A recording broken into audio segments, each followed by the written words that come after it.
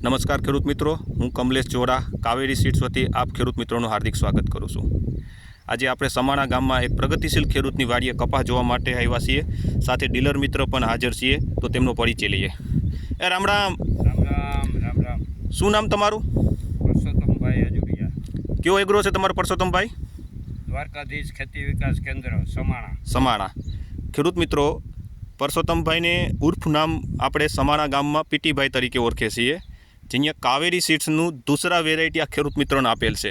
પરસોત્તમભાઈ, આપણે આ કેટલા વીઘાનો કપાસ છે? આ ખેડૂતે 30 વીઘાનો દૂસરા કપાસ એક જ જાતનો વાવ્યો છે, બધું પૂરેપૂરો 30 વીઘાનો। ખેડૂતનું નામ જણાવશો? અનિલભાઈ દામજીભાઈ અજુડિયા। બરાબર। અનિલભાઈએ આ કપાસ તમારી પાસેથી લઈ ગયા, તો અનિલભાઈને અત્યારે આપણે આ કપાસમાં કેટલા રાઉન્ડ દવાના માર્યા છે? અત્યાર સુધીમાં આ કપાસમાં એને 3 રાઉન્ડ માર્યા છે અને 75 દિવસનો કપાસ થયો। હવે તમે બતાવી શકો કપાસમાં સિરીઝ કઈ રીતે છે? ખેડૂત મિત્રો, તમે જોઈ શકો આ રીતે નજીક કપાસમાં સિરીઝ લાગવાનું ચાલુ છે અને ઝીંડવા બેહવાની પણ શરૂઆત થઈ ગઈ છે। 10-12 તમે ઝીંડવા પણ જોઈ શકો છો।